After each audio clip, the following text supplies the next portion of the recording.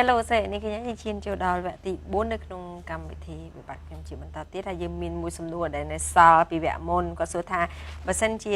ករណីនៅក្នុងអាការៈមួយដែលគាត់គេចអត់លក់ហើយមានអារម្មណ៍ថាកុហលកាហាយក្តៅចានេះគឺជារោគសញ្ញានៃជំងឺរលាកសន្លាក់ឬក៏អ្វីកន្លែងនេះយើងត្រូវឆែកឲ្យច្បាស់តើគាត់មានជំងឺសន្លាក់ឬក៏ជំងឺអីផ្សេងចាកុហលកាហាយនេះកុហលកាហាយរបៀបម៉េចបើសិនកុហលកាហាយគាត់គេចមិនលក់ជារឿងមួយផ្សេងពាក់ព័ន្ធទៅលើគេហៅស៊ីយ៉ាត្រីចាហៅជំងឺផ្លូវចិត្ត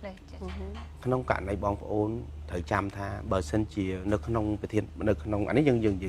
បញ្ហាជំងឺតែគេងមិនលក់ណាបើសិនជាយើងគេងមិនលក់ក្នុងរយៈពេល2ទៅ3ថ្ងៃគេចាត់ទុកថាយើងមានជំងឺផ្លូវចិត្តហើយអញ្ចឹងបើយើងគេងមិនលក់យើងឆាប់ទៅជួបគ្រូពេទ្យជំងឺផ្លូវចិត្តដើម្បីធ្វើឲ្យបានគេងលក់ស្រួលឲ្យបានស្រួលពេលណាគេងមិនលក់កុហលកាហាយមិនមែនជាជំងឺសន្លាក់ទេ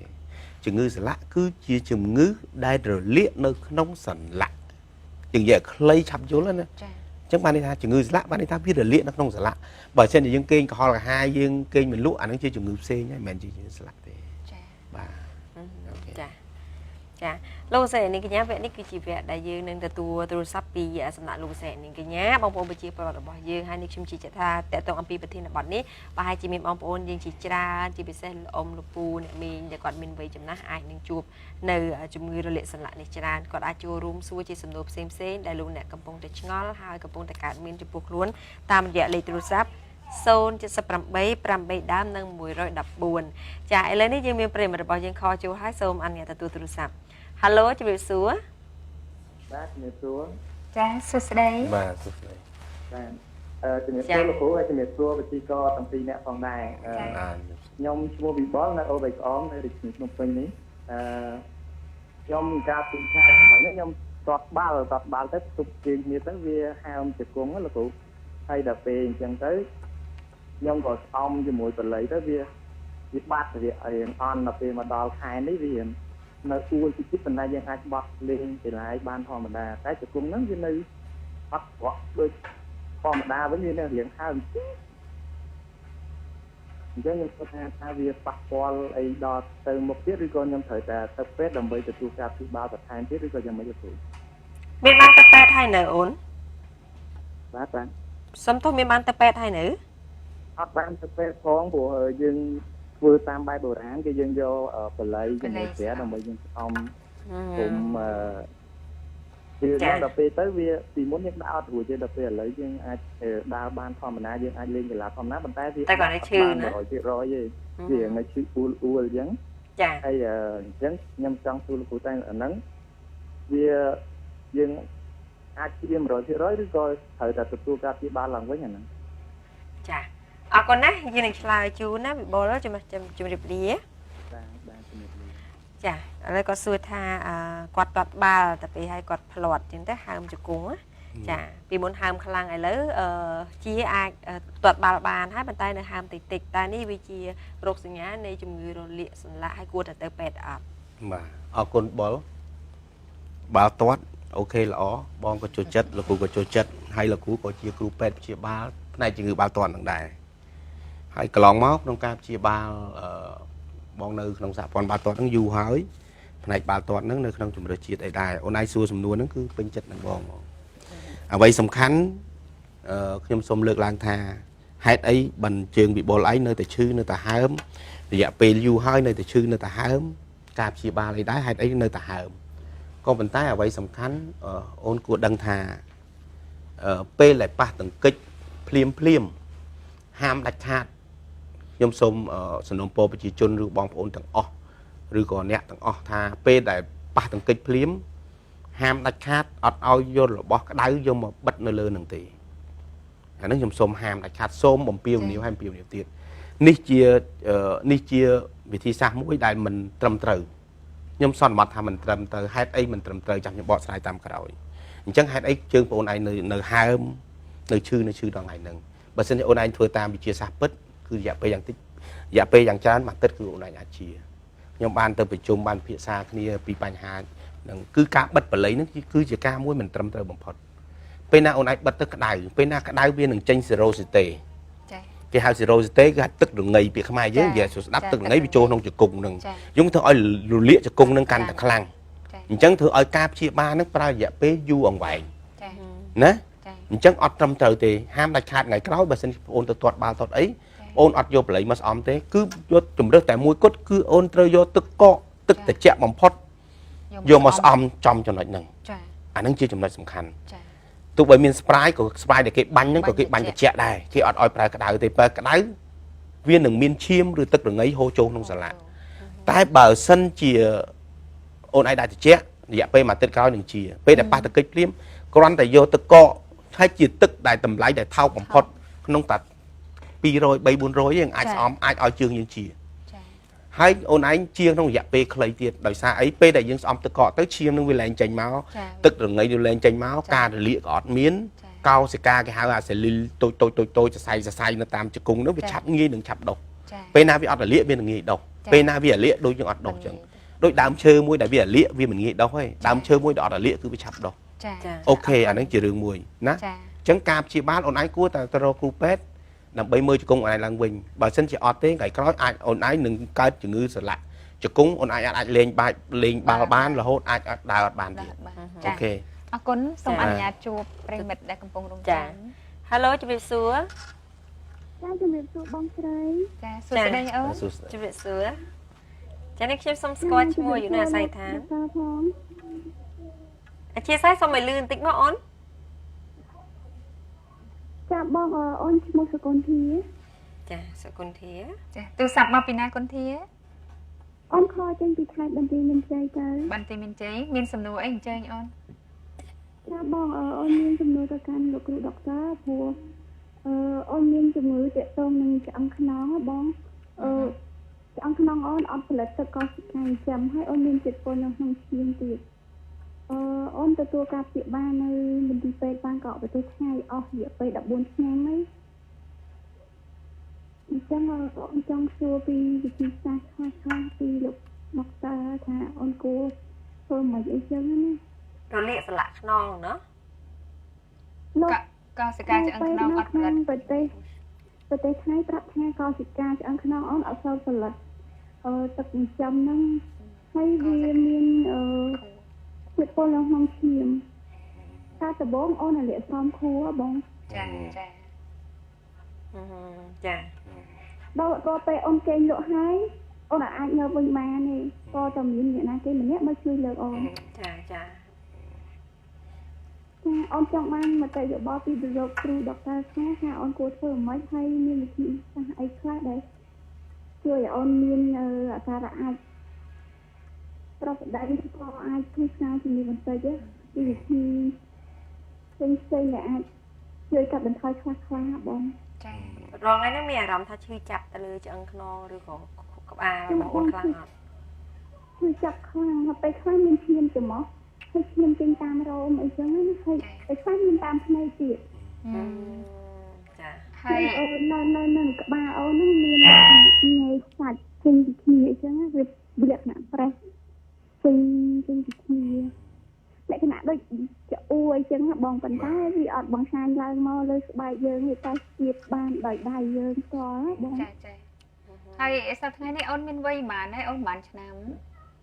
อ้นเมียนไว้มาให้ประมวยชนะไม่ได้ชนะตาก็เป็นม้วนอ้นอะไรซ้อมขวดอยู่ดับบนชนะมั้งตั้งเป็นดับบนชนะให้มาระดับเตียงไงอ้นระดับเมาไหมเราไปอ้นโดยเชี่ยงคือมาระดับเตียงแต่บ่อ้นบ้านตัดโดยเชี่ยงแต่ก็จะเหยียบไปตีหรือใบแฉะยังถือเป็นโจเชี่ยไหมหรือปลาเชี่ยมเราเห็นตีเป็ดนั่งเกปลาวิธีการโดยเชี่ยมโดยเชี่ยมโอเคหกได้ซาแต่เชี่ยโปนแล้วน้องเชี่ยมบ่อ้นยืนฉลาดบ่อ้นย้ำจะไหนฮะไอ้ซีเซ่แหละโซโฟแต่จำถึงหมูเชี่ยมนั่งจะขอไอ้เชี่ยมตามโรมเยอะอ้อมยืนน้ำหรือบัวไอ้จึงอ๋อนั่งអូនមានដឹងថាតម្រងនោមអូនឯងគ្រូពេទ្យមានប្រាប់ថាមានខូចតម្រងនោមទេតម្រងនោមរបស់ក្មួយនៅល្អលោកគ្រូដុកទ័រប៉ុន្តែដោយសារតែបញ្ហាវាឡំពីការអាយុ14ឆ្នាំក្មួយរយៈសំខួរប្រភេទធ្ងន់ធ្ងរ ទើបមានបញ្ហាបន្តនេះចឹងទៅណាឥឡូវចង់សួរថាតើមានគោលវិធីព្យាបាលយ៉ាងម៉េចឲ្យបានល្អជាងនឹងណា ចាបងស្រីព្រោះមានអារម្មណ៍ថាអស់ជំនឿចិត្តហើយ មានជីវិតត្រូវមានការតស៊ូអូនណាណា អូនដល់នេះបានអូនខិតទៅរួមកម្មវិធីបង ចាខំប្រឹង ចាអរគុណណាគុណធាចាំកម្មវិធីរបស់បងព្យាយាមបកស្រាយជូនតាមលទ្ធភាពដែលអាចធ្វើបានណាអរគុណហើយចាជម្រាបលា គ្រូដុកទ័របងស្រី ចា អរគុណ កុំបាក់ គុណ ទឹក ជំរាប ចិត្ត សួរគុណធាកុំបាក់ទឹកចិត្តណា ចា ធម្មតាយើងមានជីវិតតែមានការជួយចាប់តិចតួចជារឿងបញ្ហាធម្មតាក៏តែបងសូមជម្រាបថាជំងឺអូននេះមិនមែនជាជំងឺរលាកសន្លាក់ទេជាជំងឺគេហៅជំងឺមេតាបូលិកដោយសារអីកោសិកាឆ្អឹងរបស់យើងអត់បានផលិតក្របឈាមគ្រប់គ្រាន់ធ្វើឲ្យយើងខ្វះឈាមធ្វើឲ្យមានរោគនៅក្នុងខ្លួនយើងកើនឡើងហើយធ្វើឲ្យយើងឈាមទៅតាមចាញ់ថ្មិញចាច់អីហ្នឹងគឺជាជំងឺមួយសាំញ៉ាំបំផុតជំងឺមួយដែលយើងពិបាកនៅក្នុងការព្យាបាលទោះបីនៅស្រុកជឿនលឿនដល់ស្រុកខ្មែរស្រុកប្រទេសដល់ជឿនលឿនដល់អូនបានព្យាបាលក្នុងរយៈពេលវែងក៏ដោយ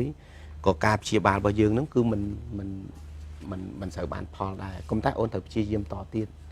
ស្ដាប់ការព្យាបាលឲ្យបានត្រឹមត្រូវតាមដំណោមានគ្រូពេទ្យអ្វីសំខាន់ជំងឺនេះគេហៅជាជំងឺបើបងគិតណាជាជំងឺប្រហែលជាជំងឺមេតាបូលិកខ្ញុំគិតតែតាមដែលអូនឯងបាននិយាយមកហ្នឹងគឺបានន័យថាវាខូចការផលិតកោសិកាគ្រាប់ឈាមក្រហមពេលណាវាខូចធម្មតាកោសិកាគ្រាប់ឈាមក្រហមផលិតចេញពីឆ្អឹងដោយសារការឈឺឆ្អឹងខ្នងអូនឯងពេលអូនឯងគេងអូនឯងងើបមិនរួចហ្នឹងដោយសារអីដោយសារបញ្ហាមិនមែនបញ្ហាឈឺជំងឺសន្លាក់ទេកោសិកាគឺវាអត់ធ្វើការហ្មងអញ្ចឹងវាមានជាតិពុលជាតិអីមួយចំនួននៅក្នុងខ្លួនឯងតែឆាតត្រូវទៅលាងឈាមត្រូវទៅអីហ្នឹងដោយសារអាហ្នឹងវាអត់ចម្រោះយកចេញវាកើតមកនៅក្នុងឈាមរបស់យើងជាតិពុលអីនៅក្នុងខ្លួនរបស់យើងហើយជាតិពុលពេលណាវាកើនឡើងច្រើនដាច់ខាតយើងត្រូវតែលាងវាចេញអាហ្នឹងសំណាងដែលអូនអត់ខូចតម្រងនោមបើមិនជាអូនខូចតម្រងនោមនឹងមានបញ្ហាកាន់តែពិបាកទៀតអាចរយៈពេលមួយអាទិត្យលាងឈាមម្ដង5ថ្ងៃឬក៏3ថ្ងៃឬលាងឈាមរាល់ថ្ងៃតាមហ្នឹងក៏តែអ្វីសំខាន់អូនបានទទួលការព្យាបាលអូនត្រូវខំប្រឹងហើយនៅពេលដែលអូនអាចព្រលឹមឡើងគាត់ថាអូនអាចក្រោកមិនរួចដល់មានអ្នកជួយលើកអូខេព្រលឹមឡើងគេជួយលើកក៏ពេលដែលគេជួយលើកហើយអូនអាចខំប្រឹងធ្វើចលនាដោយខ្លួនឯងជំងឺយើងអាចមើលឃើញបានអាចវិវត្តមកវិញបើមិនជាមេតាបូលិកយើងថ្ងៃក្រោយយើងប្រើទៅវាត្រូវវាអាចនឹងកើតឡើងមកវិញបានអញ្ចឹងវិធីសាស្ត្រមួយយ៉ាងដែលអូនល្អគឺអូនខំប្រឹងធ្វើចលនាឲ្យបានខ្លាំងសរីរាង្គយើងដើម្បីឲ្យយើងមានគេហៅមាន power មានសាច់ដុំមានអីមានសាច់ដុំឲ្យបានល្អសាច់ដុំវាខ្លាំងកម្លាំងសាច់ដុំខ្លាំងពេលណាយើងធ្វើចលនាខ្លាំងវាធ្វើឲ្យយើងឃ្លានបាយយើងអាចញ៉ាំបាយបានអីបានហើយវាអាចទៅនឹង support ទៅលើសរីរាង្គរបស់យើងជំងឺមេតាបូលិកនេះជាជំងឺពិបាកបំផុតនៅលើពិភពលោកនេះអានេះគឺដោយសារអីធម្មជាតិរបស់ប្អូនកើតមកវាអត់ផលិតអានឹងមួយឬក៏ពីមុនមកអូនរលាកស្រោមខួរការប្រើប្រាស់ថ្នាំសាសនឹងវាច្រើនពេកវាអាចប៉ះពាល់ទៅដល់ខួរឆ្អឹងខ្នងរបស់យើងអញ្ចឹងអូនមិនមែនកើតជំងឺសន្លាក់ទេអូនជាជំងឺកើតទៅលើខួរឆ្អឹងខ្នងទ្រុបមេតាបូលិកទៅលើផលិតកោសិកាក្របឈាមក្រហមអញ្ចឹងគាត់គួរមានការព្យាបាលពិសេសបែបណាទៅលោកគ្រូគួរគាត់ព្យាបាលគួរគាត់ទៅបើមិនគាត់មានលទ្ធភាពគួរគាត់ទៅព្យាបាលបន្តចោះអត់បញ្ហាជួបគ្រូពេទ្យហ្នឹងដើម្បីតាមដានអីចឹងបើមិនជាអស់លទ្ធភាពគាត់អាចមកកាឡម៉ែតកាអីយើងមានសង់នឹងមួយដែរគាត់អាចដែរបើមិនគាត់មានលទ្ធភាពអូខេយើងជ្រើសក៏អត់ខុសដែរហើយបើមិននេះអាចមកកាឡម៉ែតអីគ្រូពេទ្យកាឡម៉ែតក៏ធ្លាប់ព្យាបាលជំងឺនឹងដែរនៅកាឡម៉ែតយើងនឹងបាទអូខេហើយសម្រាប់បងវិញបងសូមផ្ដល់ជាកម្លាំងចិត្តដល់សកុនធាយ៉ាងខ្លាំងណាកុំអោយអស់សង្ឃឹមចាក្នុងក្រុមគ្រួសារបងគឺធ្លាប់មានមនុស្សម្នាក់ចាដែលគាត់មានជំងឺស្តៀងនឹងគុនធាដែរក៏ប៉ុន្តែពេលនោះពេលគាត់នៅវ័យជាង10ឆ្នាំដោយគុនធាក៏ប៉ុន្តែដោយសារតែការខិតខំរបស់គាត់ហើយនឹងគាត់ខំញ៉ាំបន្លែញ៉ាំអីច្រើនណាលោកគ្រូចាហើយខំញ៉ាំបន្លែញ៉ាំផ្លែឈើញ៉ាំអីច្រើនហើយចៃដន្យអីដូចលោកគ្រូគាត់បានមានប្រសាសន៍ចាដំណើរការនៃខ្លួនប្រាណរបស់គាត់ក៏បានផលិតជា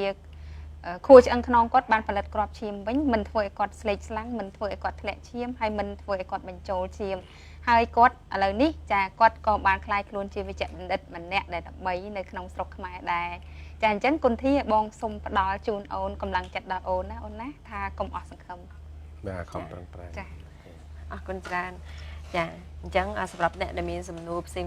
សូមកាន់កម្មវិធីរបស់យើងតទៅអំពីវិធានបទរលាកសន្លាក់នេះអាចធ្វើការទូរស័ព្ទតាមរយៈលេខទូរស័ព្ទ078 8ដើមនិង114ជាបន្តទៀតដើម្បីសួរជាសំណួរផ្សេងតើការរលាកសន្លាក់នេះតើជាទូទៅយើងខ្ញុំសង្កេតឃើញថាវាជាជំនឿរបស់បងប្អូនប្រជាពលរដ្ឋរបស់យើងជាពិសេសមិនថាអ្នកផ្ទះខ្ញុំឬក៏អ្នកដទៃណាលោកគ្រូខ្ញុំនេះគាត់ថាមានសំណួរមួយតែតាប្រិមិត្តរបស់យើងគាត់ខលមកទៅហើយចា Hello ជំរាបសួរ Hello បាទជំរាបសួរ ចាសួស្តីលោក បាទ ចានេះខ្ញុំសូមស្គាល់ឈ្មោះយើងនៅអាសយដ្ឋាន បាទខ្ញុំឈ្មោះខ្ញុំសុផុន អធិស្ឋាន អធិស្ឋាន ឈ្មោះខ្ញុំសុផុននៅលង្វែង លោកសុផុននៅលង្វែង ចា បាទ លោកមានសំណួរអីចាអញ្ជើញ បាទខ្ញុំចំនួនមួយសួរថាខ្ញុំជាអ្នកជំនាញតំណផ្អែមបាទជំនាញតំណផ្អែមហើយយក5ជាងហើយខ្ញុំសូមសួរលោកវិជ្ជបណ្ឌិតសួរថាដែលវាអត់ទៅមានកម្លាំងនៅសន្លាក់សង្គង់លោកគ្រូ